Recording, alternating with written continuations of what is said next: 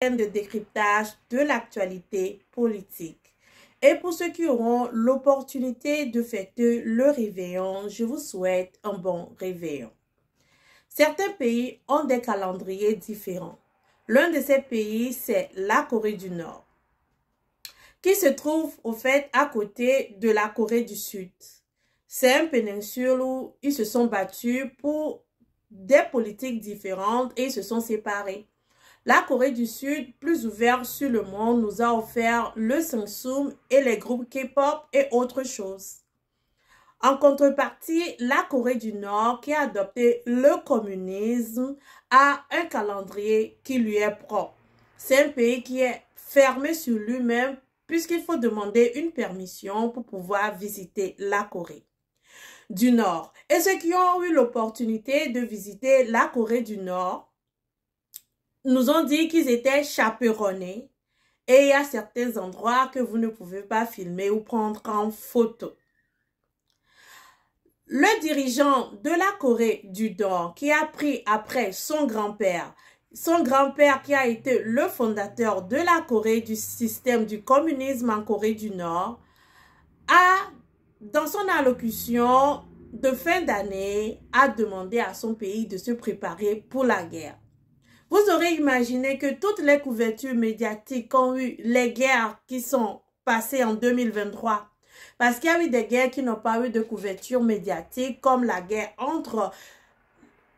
qui se déroule au Soudan, qui est entre deux frères, deux partis fratricides. Ça veut dire que c'est les Soudanais eux-mêmes qui se battent. Donc, cette guerre n'a pas eu beaucoup de couverture, mais j'en ai parlé parce que le Togo a organisé un sommet de la paix pour les deux partis frères. La rivalité entre les frères, c'est une histoire aussi vieille que le monde. La Bible nous a parlé de Abel et Cain. Disney nous a donné le roi lion pour nous rappeler que c'est une histoire aussi vieille que le monde. Donc les Soudanais se battent entre eux. Les Coréens se sont battus entre eux pour nous donner la Corée du Nord et la Corée du Sud. L'autre ouvert au monde et l'autre plus fermé au monde. Donc, Kim, dans le Nord, revient sans cesse quand il s'agit de la vente des armes, des tests des armes, et qui a déclaré que la Corée du Nord possède l'arme nucléaire, a dit dans son discours que son pays doit se préparer à une guerre. Alors les gens se demandent une guerre contre qui, puisque la Corée du Sud a tout fait pour essayer d'avoir une très bonne relation avec la Corée du Nord. Une guerre contre qui? Quand le pays, malgré les infrastructures, n'est pas quand même au point. Ceux qui ont envoyé les vidéos, les photos de leur visite sachent que les Coréens n'ont pas tout et manquent un peu de tout.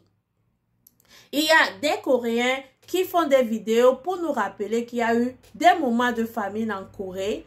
Il y a eu des moments où les Coréens sont passés par les moments difficiles. Vous aurez pensé que le dictateur coréen Kim, qui a pris après son père, il n'y a pas eu de vote, des élections libres et transparentes, comme nous aimons le dire, dans l'espace france-africain.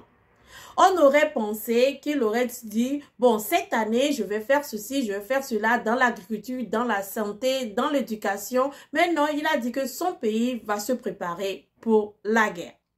Sachant que les États-Unis, qui a toujours été l'option A, parce qu'il a beaucoup d'options, mais son option A a toujours été les États-Unis, se trouve à une grande distance de la Corée et que les États-Unis sont plus armés que la Corée, les observateurs disent que ce sera contre un allié des États-Unis. Mais quel allié des États-Unis et où dans le monde?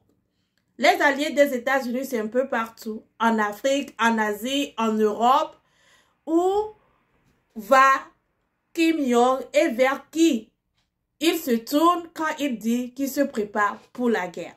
Donc c'est ça, on rentre en 2024 déjà avec des dirigeants qui se préparent pour la guerre. Malgré toutes ces guerres dont nous avons parlé en 2023, de tous ces morts dont nous pleurons, de tous ces otages qui ne sont pas encore libérés entre la guerre entre Israël et le Hamas, il y a déjà un dirigeant qui demande à son pays de se préparer pour la guerre. Mais je ne vais pas vous quitter sur ces notes. On va quand même enjouer la journée parce que c'est quand même le réveillon dans la plupart du monde. Quand j'ai rencontré ma femme, première des choses, on s'est assis. J'ai dit, tu sais que tu viens d'une famille pauvre? Elle dit oui. Tu sais que moi aussi, je viens d'une famille pauvre? Tu dis oui. Tu sais qu'on doit fonder une famille riche? Elle dit oui. Ben voici, tu sais ce qu'on doit faire? Elle dit non. On doit changer de mentalité à 180 degrés. 180.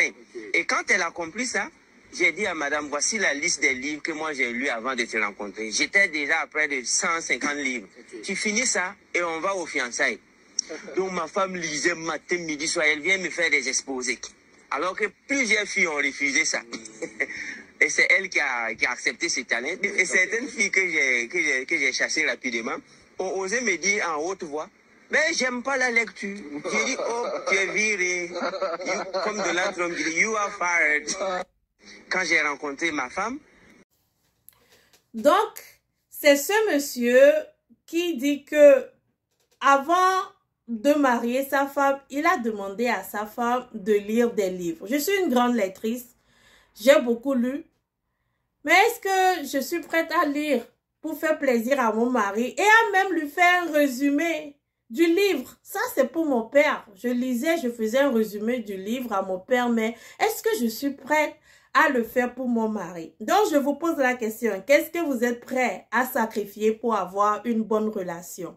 Êtes-vous prêt à aller à l'intense de cette femme qui a lu beaucoup de livres et qui s'est même fait le résumé à son mari? Et il disait que si une femme ne veut pas lire le livre et lui faire le résumé, ben lui ne choisit pas cette femme, il te fire comme le faisait l'ancien président Donald Trump. Pensez-vous que pour choisir un partenaire dans la vie, il faut aller au temps?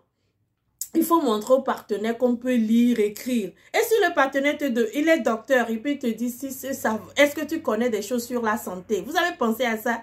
Si le docteur te dit, ben, je veux savoir si tu connais les maladies pathogènes, les maladies microbiennes, qu'est-ce que tu connais sur la COVID?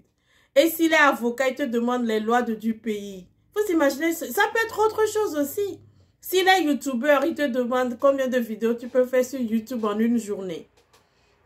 Mais cet homme a dit avant de choisir son partenaire, il s'est basé sur la lecture, qui est une bonne chose. Lire, c'est très bon, c'est la meilleure des choses pour inciter, comment nous appelons ça, la créativité. Mais lire pour se marier, c'est ça la question que je me pose. Pas pour développer ma propre créativité, pas pour devenir ma propre personne, mais je dois lire pour me marier.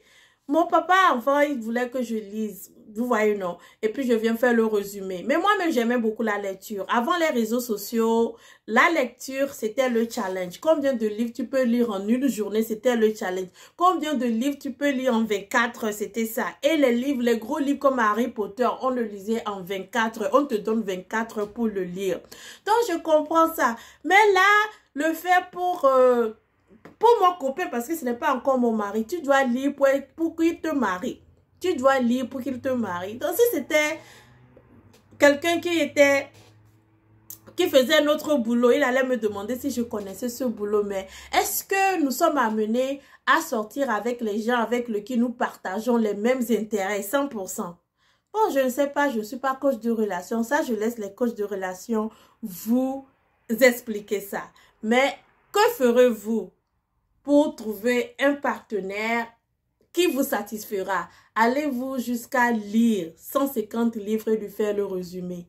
Et s'il était docteur, allez apprendre l'infirmerie, apprendre les médicaments. S'il était pharmacien, apprendre comment marchent les médicaments. Et s'il était youtubeur, à faire des vidéos sur YouTube. Et s'il était dans la politique, à commencer par vous intéresser aux actualités pour pouvoir trouver un partenaire. Jusqu'à quelle intense vous êtes prêts, que ce soit hommes et femmes, à trouver quelqu'un. Sur ça, une fois encore, bon réveillon.